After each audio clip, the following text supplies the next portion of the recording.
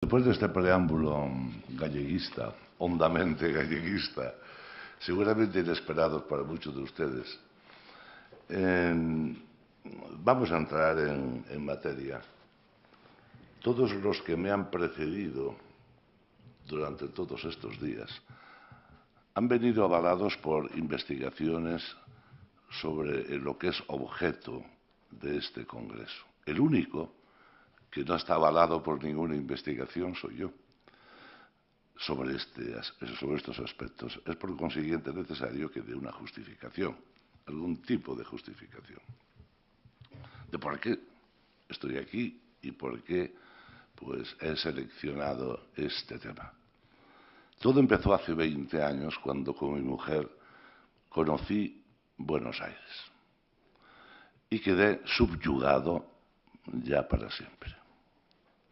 Porque Buenos Aires, ustedes lo han percibido seguramente igual que yo, es capaz de conciliar el gigantismo arquitectónico, la desmesura de sus plazas, pues con un mimo y un cuidado que, a pesar de los dirigentes, el pueblo tiene o exige o impone, y que se nota en todas partes.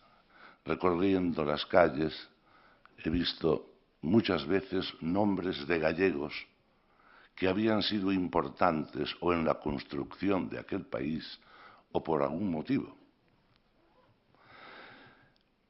Cuando uno entra en la librería Blanco, intacta desde hace más de 100 años, en donde parece que todavía se puede localizar la silueta de Borges por allí, o cuando uno entra en la librería Casares, en donde el propietario es de los que cogen el papel como si fueran perlas o como si fueran diamantes. Entonces uno va encontrando libros, folletos, periódicos, y aquella inicial expectación se va convirtiendo poco a poco en una especie de compromiso por averiguar, saber qué es lo que hay detrás. Cuando en mi casa a veces leo el periódico El Independiente, con escritura hecha en los márgenes posiblemente por el mismo director Agrelo, cuando uno lee El Censor de Monteagudo o el otro Censor de Pazo Silva, cuando uno lee los escritos de Hipólito Vieites en la Gaceta de Buenos Aires, uno se siente como obligado a explicar qué hay detrás de todo aquello, porque todos los nombres que acabo de citar son, señores, nombres gallegos. Lamentablemente, cuantas veces he recurrido a los historiadores argentinos no me han dado claves para conocer por qué motivo estos gallegos están introducidos en todas estas cosas, a excepción de Turio, como siempre, que en sus libros alguna que otra vez hace referencia a que es catalán, que es vasco, que es gallego. Pero esa referencia a la procedencia de la mayor parte de los protagonistas desaparece, es como una amputación. Porque no podemos olvidar que Bernardino, Rivadavia, el primer presidente de la República, que Cornelio Saavedra, que French, que Rodríguez Peña, que Castelli, que los hermanos Moreno, no llegaron allí por generación espontánea. Ellos nacieron en una familia. En esa familia recibieron determinadas pulsiones. Fueron marcados por esa familia y por la formación posterior. Algo tendrá que decir, por consiguiente, pues la patria aborigen, las familias en donde crecieron y se formaron. Y sobre eso hay un silencio enorme, casi escandaloso, motivado quizá por crear rápidamente un imaginario en el cual los protagonistas de la revolución eran criollos. Y esto es lo que interesaba marcar muy claramente. Y es verdad que lo fueron, pero muchos de primera generación. Pero al lado de criollos lucharon por construir una patria nueva muchos italianos, muchos vascos y muchos gallegos. Esa referencia ha sido sistemáticamente amputada. Es como una damnatio memoriae, y han pasado 200 años. Esto es lo que me ha llevado a investigar, por consiguiente, cuál ha sido el papel de la colonia gallega en los días de la Revolución, si todos mantuvieron una actitud europea o traidora o antinacional o antipatriótica, o si no, cuántos colaboraron en esa construcción. Esto es el motivo, señores, de que haya pretendido darle este título a esta exposición mía. He sido precedido, o me he visto precedido en este estudio por antiguos historiadores gallegos, por Castro López, que fue durante tantos años director de El Eco de Galicia en Buenos Aires, que anualmente publicaba pues un almanaque que es un resumen de la actividad gallega allí y aquí. He sido precedido por la obra voluminosa en 2 tomazos de Vilanova, Los gallegos en Argentina, pero ellos le dieron otro sesgo, más patriotero posiblemente, menos incardinado en esta dialéctica que significa la construcción de un país. Estamos en el año 1810, según dicen los expertos, Buenos Aires tenía sobre 50.000 habitantes, 10.000 en los arrabales más o menos, pero el resto.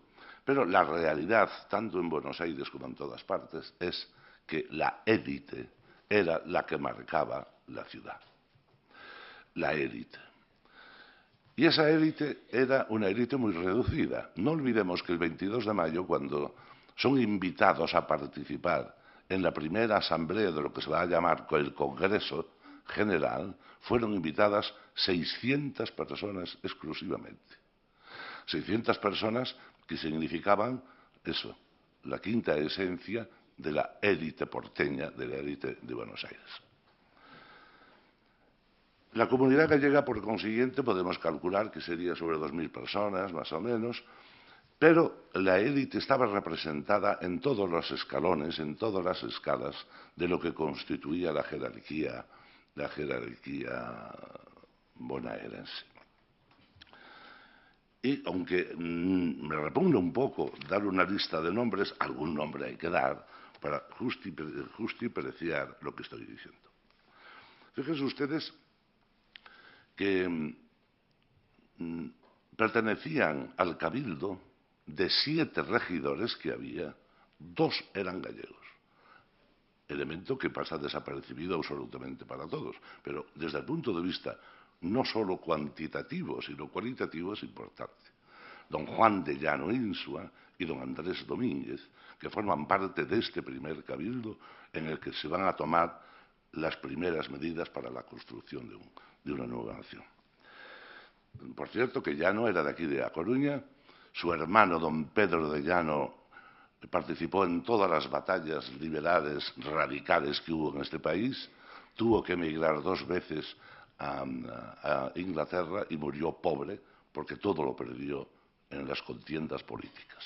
Pues bien, su hermano en Buenos Aires, a donde había sido enviado para dirigir una especie de sucursal de los negocios que había en Coruña, participa en...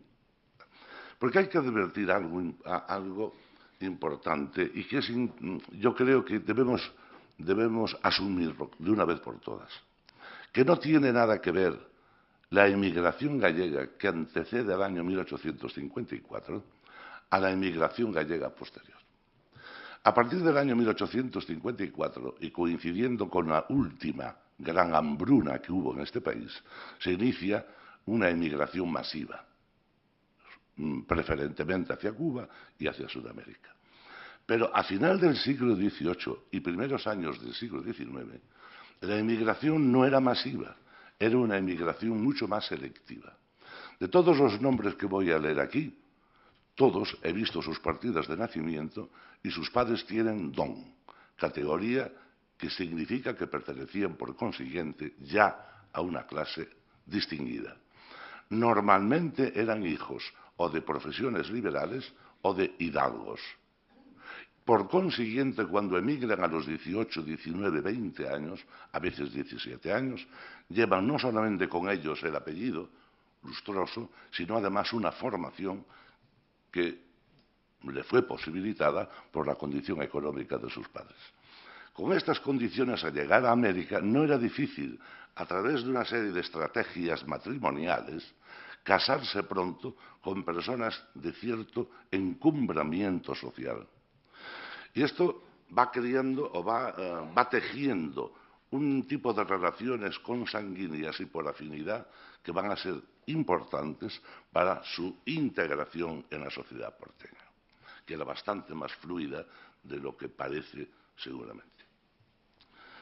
Pero aparte de estos dos que formaban, diríamos, en el Cabildo, bueno, tenemos que entre los altos y poderosos hombres que van a decidir aquellos días está, pues nada más y nada menos que Ruiz Huidobro, que no era gallego, pero que sí, como dijo el primer día el profesor Tulio, sí fue enviado por la Junta del Reino de Galicia para conseguir lo que pudiera, bien en las remesas de dinero que se canalizaran para aquí, o para mantener el vínculo abierto del Plata con Galicia. Galicia que se consideraba en ese momento un poder soberano y por consiguiente que repristinaba toda la representatividad real que no existía. Pues aparte de Huidobro estaba Cerviño, director de la Academia Militar, Bernardo Lecoq, que era ingeniero militar, Pérez Brito, ingeniero militar, Juan Alsina, que a pesar del apellido no era catalán, nació en Corcubión y era ingeniero también, y por consiguiente pertenece a ese grupo, esa élite, y va a tomar parte en las discusiones, o Joaquín Gundín, que era también ingeniero y topógrafo, y era de Melide, una villa de aquí, de cerca de este lugar. Todos estos nacieron en Galicia y todos estos participan desde el 22 al 25 de mayo en esa gran asamblea donde se van a tomar las grandes decisiones. No son, por consiguiente, criollos, ni mucho menos. El clero, o en el clero, está muy representada Galicia, porque obispo de Buenos Aires fue, al final del siglo XVIII, Malvar y Pinto, y él tenía la costumbre de rodearse de una serie de paniaguados que lo acompañaban en donde quiera que estuviera como obispo. Además de sus tres sobrinos, que eran tres canónigos, iba acompañado de una recua de sacerdotes que luego lo situaba naturalmente en los puestos importantes.